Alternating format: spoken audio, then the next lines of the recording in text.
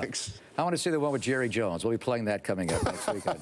Chronicle Live. Michael, thank you. Coming up next, we turn to the back page to preview a 10-week reality series on the life of boxer Paul Nave leading up to his next bout in June. Paul Nave going the distance. That'll be next on Chronicle Live. So pour me a tall one. Look what's coming up on Sunday. Paul Nave going the distance. That'll be Sunday at 8 o'clock. It is a 10-week series. We'll take you behind the scenes leading up to Paul's next fight up in Marin County, which will be on the 4th night of June. Paul Nave, you know Lowell Cone. Hello, nice to see you. We've known each other forever. And I ran into Vern Glenn after the Sharks game on Wednesday, and he told Vern's the guy that kind of put this reality series together. So tell me what it's going to be, just following you around, because you're a busy guy. Not only do you fight, but you're their promoter, you're the ticket manager, you're a single father of a 6-year-old, so your life is kind of busy. Is it going to be kind of following you around a little bit? More or less. What happened was Vern was going to do a piece for Cron on me, and he called a couple of days. It was like 3 days before my second fight back last year. And I said, Vern, I'm on the run. I got to pick up tickets. I got to do a lot of things, but you can follow me. And he followed me that day. And I got, vitamin B12 shot. I went to the chiropractor. I had to work out. I went and picked up tickets, picked up money, because I'm the promoter and the fighter.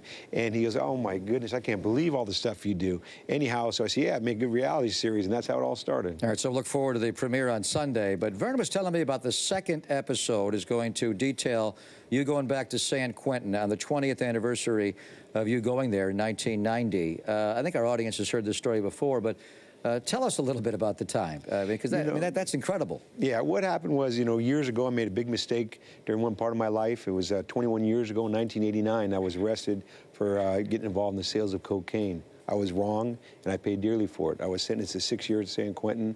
I got out in 3, thank God, due to good behavior and work credits. I would have worked 7 days a week if I could, but they wouldn't let you. Just to get out of there, huh? Yeah. But I went back in there recently just to go full circle and remember I never want to go again. And I heard when you went back to the reaction from the guards who remember you was overwhelmed. They're all pulling for you now, aren't they? Yeah, they have. I mean, I got out, and the day I got arrested, I decided to get myself back on the right track, and I've never veered off that track.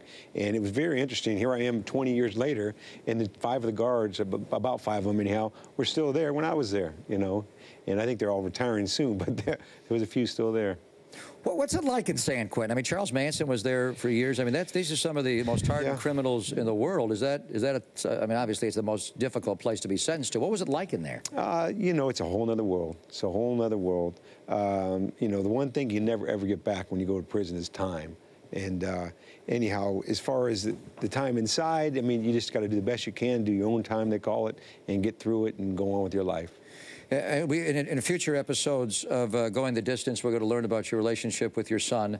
So how time-consuming is your life right now to do everything you do to be a professional boxer, and then the ultimate thing you do is you're raising a 6-year-old boy? It's it's a challenge. I'm trying to raise a 6-year-old on my own. I'm trying to train and fight, and then on top of that, I'm also promoting the boxing events. I mean, it's the same thing De La Hoya basically has done in the past. And as far as he's been Golden Boy Promotions, he's the president and also the fighter. Yet he also has a ton of people, but I'm a one-man wrecking crew.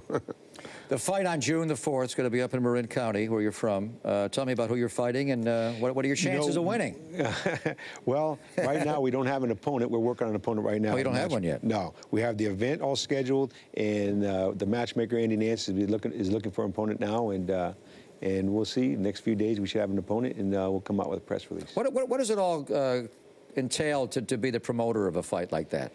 Well, being a promoter, I mean, you got to, find your venue. You got to nail down sponsorships if you can. You got to order tickets. You got to split all the tickets up to your different outlets. You got to find a matchmaker who's going to get the fighters for the undercard. You got to get liability insurance. You got to get medical insurance for that night. You got to, there's just a million things to do.